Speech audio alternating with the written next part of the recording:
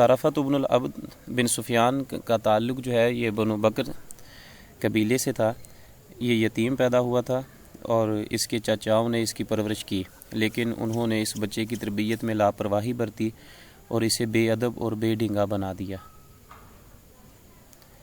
اور اس کی جو پیدائش ہے یہ تقریباً 543 سے لے کے اور 569 عیسوی میں ہے، اور تقریباً اس کی جو ٹوٹل عمر ہے وہ 26 سال ہے طرفۃ بن العبد کی۔ اور جو اصحاب ملاقات ہیں ان میں سے اس کا نمبر جو ہے وہ کچھ اس کو دوسرے پہ شمار کرتے ہیں، کچھ اس کو طرفۃ بن العبد کو چوتھے نمبر پہ شمار کرتے ہیں۔ بہرحال کہ طرفۃ بن العبد جو ہے جیسے ہی جوانی کے آغوش میں قدم رکھا تو بیکاری، آرام پرستی، کھیل کود اور شراب نوشی کی بری عادت پڑ چکی تھی۔ لوگوں کو بے آبرو کرنے کا چسکا لگ چکا تھا۔ جوانی کی ترنگ میں آ کر بادشاہ عمر بن ہند کی حجب کہہ ڈالی، حالانکہ وہ بادشاہ کی خوشنودی عطیات کا محتاج تھا۔ اس کو چاہیے تھا کہ اپنا تعلق جو ہے وہ بادشاہ عمر بن ہند سے تعلق قائم کرے، لیکن اس کے باوجود اس تعلق کو قائم کرنے کے بجائے اس نے اس کی حجب کہی۔ اس کی حجب کی وجہ سے عمر کے دل میں اس کے خلاف کینہ جم گیا تھا۔ مورخین کا بیان ہے کہ طرفہ کا ایک بہنوئی عمر نامی تھا اور وہ بھی شعر و شاعری میں مہارت رکھتا تھا، اور اس سے شہنشاہ وقت عمر بن ہند کے دربار میں بہت ہی اثر و رسوخ حاصل تھا۔ بہن نے ایک مرتبہ اپنے بھائی طرفہ سے اپنے خامد عمر کی بدسلوکی کی شکایت کی۔ طرفہ سے تو اور کچھ نہ ہوا، البتہ اس نے اپنے بہنوئی عبد کی حجب اور بدگوئی میں چند اشعار لکھ ڈالے، اور وہ اشعار کافی مشہور ہوئے۔ اس پر اس کے بہنوئی کے دل میں انتقام کی آگ بھڑک اٹھی۔ چونکہ بادشاہ وقت کے دربار میں اس کو بہت ہی اثر و رسوخ حاصل تھا، اس لیے اپنی اس حجب اور بدگوئی کا بدلہ لینے کے لیے بادشاہ عمر بن ہند کو طرفہ کے خلاف اکسایا۔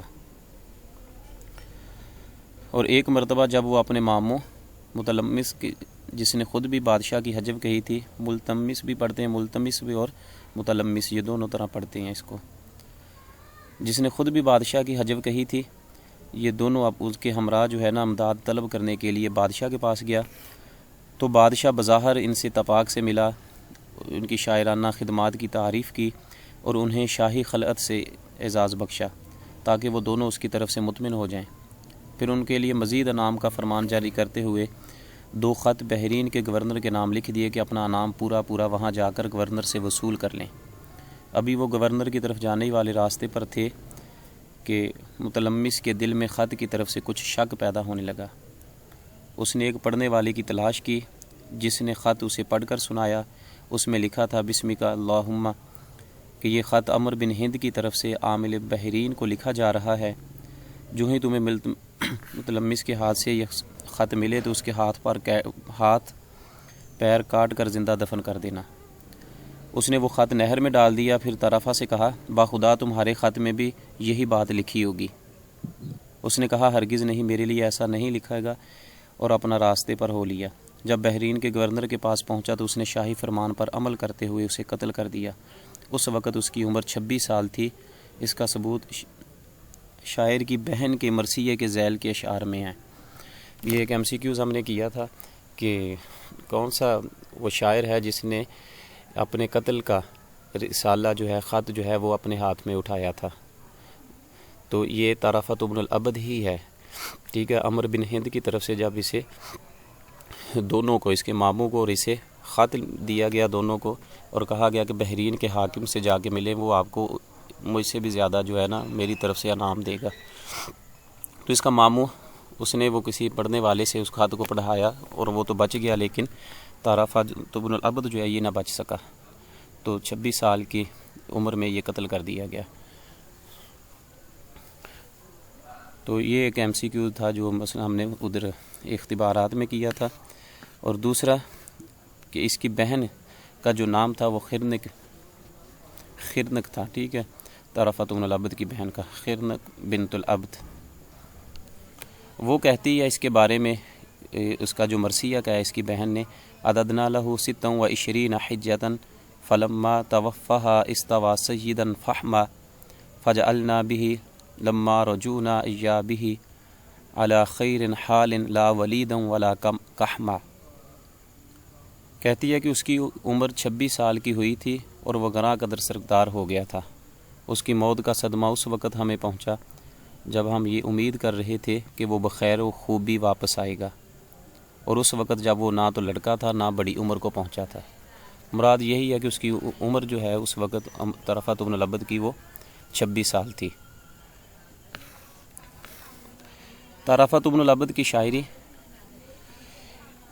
کہتے ہیں کہ بچپن ہی سے وہ نہایت ذہین و طبع حساس اور زود فہم تھا۔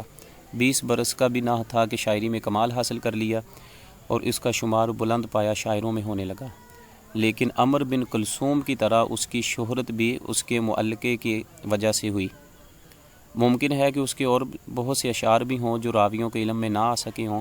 کسی چیز کے وصف میں مبالغہ چھوڑ کر راست بیانی سے کام لینا اس کی خصوصیت ہے۔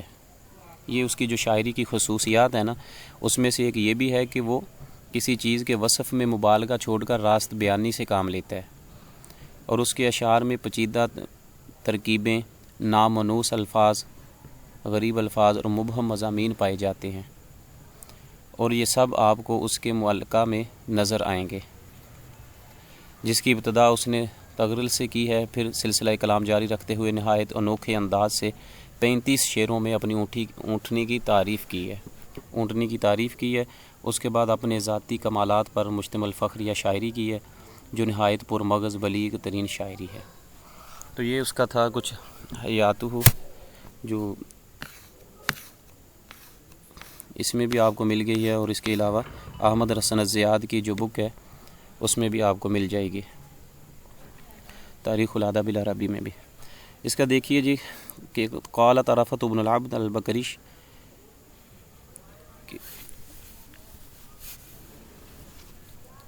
لخولۃ اطلال ببرقۃ سہمدی طلوح کباک الوشم فی ظاہر الیدی۔ لخولۃ اطلال ببرقۃ سہمدی کہتا ہے کہ سہمد کی پتھریلی زمین میں خولہ کے گھر کے نشانات ہیں جو کہ پشت دست پر گودنے کی باقی ماندہ نشان کی طرح چمک رہے ہیں۔ لخولۃ اس کی محبوبہ کا نام ہے خولہ، جیسے انیزہ جو ہے یہ امراء القیس کی تھا، ام اوفا یہ زہیر بن ابی سلمہ کی محبوبہ کا نام تھا، اور خولہ جو ہے یہ طرفۃ بن العبد کی محبوبہ کا نام تھا۔ کہتا ہے کہ لخولۃ اطلال ببرقۃ سہمدی طلوح کباک الوشم فی ظاہر الیدی۔ خولہ شاعر کی محبوبہ کا نام ہے۔ اطلال مکانات کے بچے کھچے آثار کو کہتے ہیں، جو آثار قدیمہ ہوتے ہیں کسی مکانات کے، اس کو اطلال کہتے ہیں۔ ببرقۃ برقۃ ابرق کی جمع ہے اباری، کہتے ہیں بمعنی پتھریلی اور ریتلی زمین کو کہتے ہیں برقاتی، اور سہمد جو ہے یہ جگہ کا نام ہے۔ کہ لخولۃ اطلال ببرقۃ سہمدی طلوح کباک الوشم فی ظاہر الیدی، اور تلوح لاح یا لوح لوحن سے کہتے ہیں کہ واحد مؤنث غائب بمعنی چمکنا، جلملانا، اور وشم سوئی سے گدائی اور اس میں نیلا یا ہرا رنگ بھرنے کا نشان۔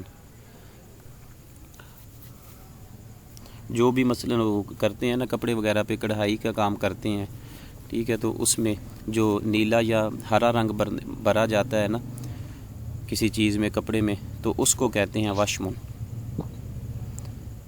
تو کہتا ہے کہ خولہ جی جو وہ جس کے اوپر گودتے ہیں نا، یہ تو کہتا ہے کہ خولہ کے گھر کے کھنڈر کو گودنے کے ان نشانوں سے تشبیہ دی گئی ہے جو زمانہ کے گزرنے سے کچھ باقی رہ جاتے ہیں۔ مثلا اس کا جو گھر ہے، آثار ہیں اس کے گھر کے، اس کے بارے میں بتا رہا ہے کہ سہمد کا جو علاقہ ہے نا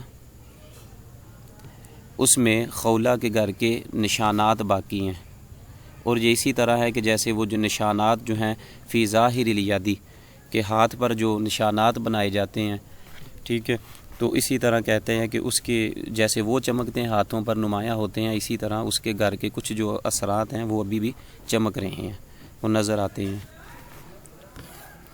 وقوفاً بہا صحبی علیہ مطیہم یقولون ला तहलिक आसन व तजल्लदी वकूफ़न बिहा साहबी, और उसके जो दोस्त हैं वो खड़े हुए हैं उसके साथी आलिया मतियहुम अपनी सवारियों पर, यकूलूना और वो कहते हैं उसे ला तहलिक आसन व तजल्लदी कि अपने आप को नाउमीदी से गम की वजह से हलाक ना कर, व तजल्लदी और सब्र और हिम्मत से काम ले।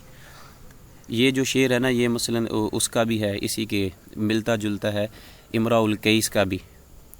उसमें उस सिर्फ़ एक जो है लफ्ज़ है ना उसका मसलन वो है कि वकूफ़न बिहा साहबी आलिया मतियहुम यकूलून ला तहलिक आसन व तजम्मली। उधर जो है इमराउल कैस ने वो तजम्मली ज़िक्र किया है और इसमें जो है ना ये व तजल्लदी, तो दोनों का मसला मिलते हैं जुलते हैं। जी सर ठीक हो गया, तो बंदा एक ही कर लेना, याद रखेगा जी।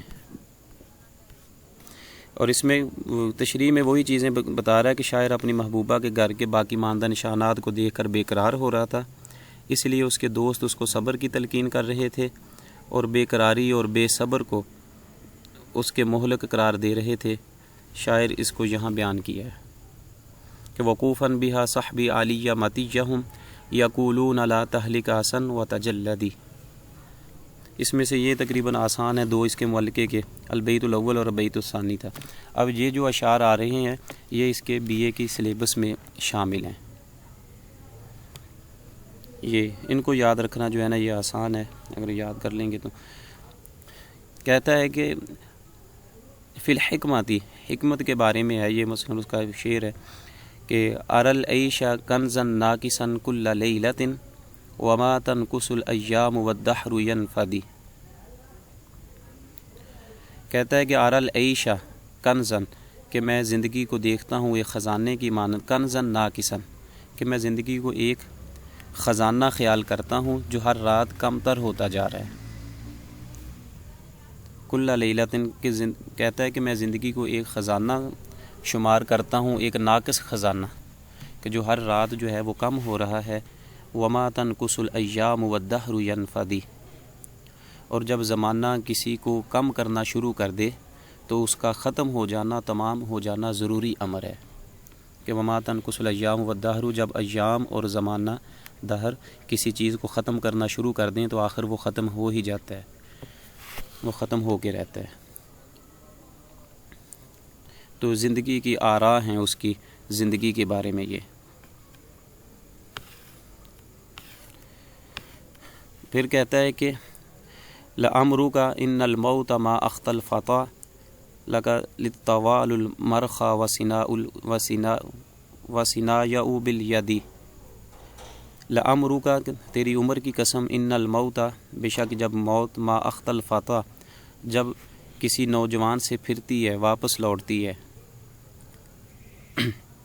लकत तिवालुल मरखा वसिनायउ बिल यदी, और वो ऐसी रस्सी डीली रस्सी की तरह होती है। तिवाल कहते हैं रस्सी को, और मरखा का माना होता है डीली रस्सी। वसिनायहु बिलयदी, वसिनायहु और उसके दोनों किनारे जो हैं बिलयदी वो हाथों में हैं। कहता है कि अगर बाज़ औक़ात इंसान हादसाती तौर पर किसी हादसे में बच भी जाए, और तेरी ज़िंदगी की कसम अगर मौत जो है ना वो किसी नौजवान से वापस पलट जाए कुछ वक्त के लिए या चंद लम्हों के लिए या कुछ सालों के लिए, तो उसका मतलब ये नहीं कि वो मौत जो है वो आएगी नहीं उस नौजवान को, बल्कि क्या है कि वो ऐसे ही है जैसे किसी को मोहलत दी गई है, जैसे किसी को ढीली रस्सी जो है ना उसको ढीला छोड़ दिया गया है, लेकिन उसके दोनों सिरे जो हैं रस्सी के वो हाथों में हैं, वो थामे हुए, कभी भी उसको जो है ना वापस खींच लिया जाएगा। तो लअमरु का इन्नल मौत मा अख्तल फ़ता लक़द तिवालुल मरखा वसिनायहु बिल यदी।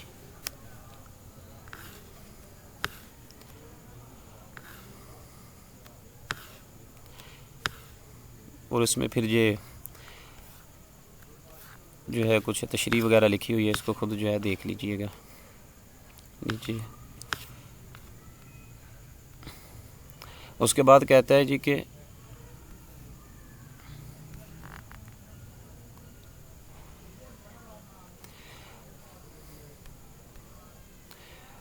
وظلم ذوی القربى اشد مدادۃ علی المرء من وقع الحسام المہندی۔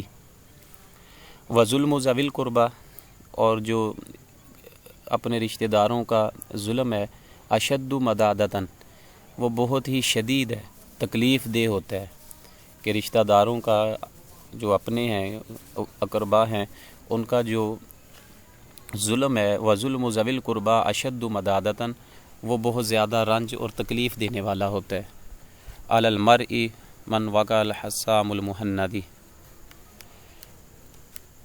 تو مراد کیا ہے؟ علی المرء، آدمی پر، نوجوان پر، من وقع الحسام المہندی، کہ کہتا ہے کہ رشتہ داروں کا جو ظلم ہے وہ کسی آدمی پر ہند کی جو تلوار ہے اس کے کاٹ دینے سے بھی زیادہ جو ہے نا اس کی تکلیف جو ہے رشتہ داروں کے ظلم کی ہوتی ہے، کہ جب رشتہ داروں کا جو ظلم ہے نا، جتنا وہ تکلیف دیتا ہے کسی انسان کو، اتنی تکلیف جو ہے وہ ہند کی تلوار نہیں دیتی۔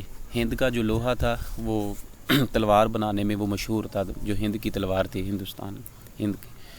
تو کہتا ہے کہ اگر کسی کو ہند کی تلوار سے بھی قتل کر دیا جائے نا، اتنا درد اور تکلیف اسے نہیں ہوگی جتنی تکلیف جو ہے وہ اپنے عزیز و قارب رشتہ داروں کے ظلم سے ہوتی ہے۔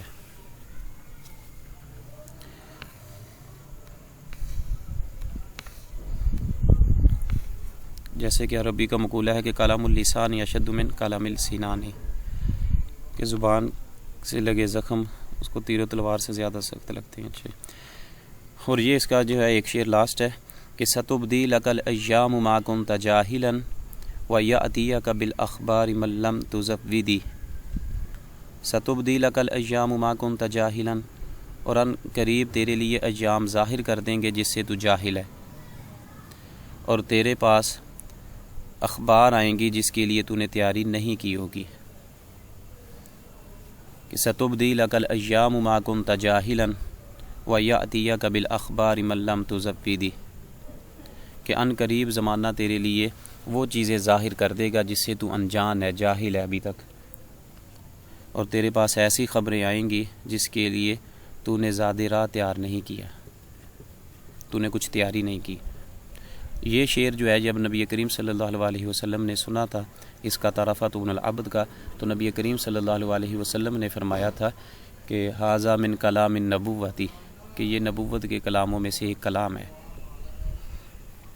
تو آپ صلی اللہ علیہ وسلم نے نقد کی اس پہ، تو اس کے شعر کو سراہا اور کہا کہ یہ نبوت کے کلاموں میں سے ایک کلام ہے۔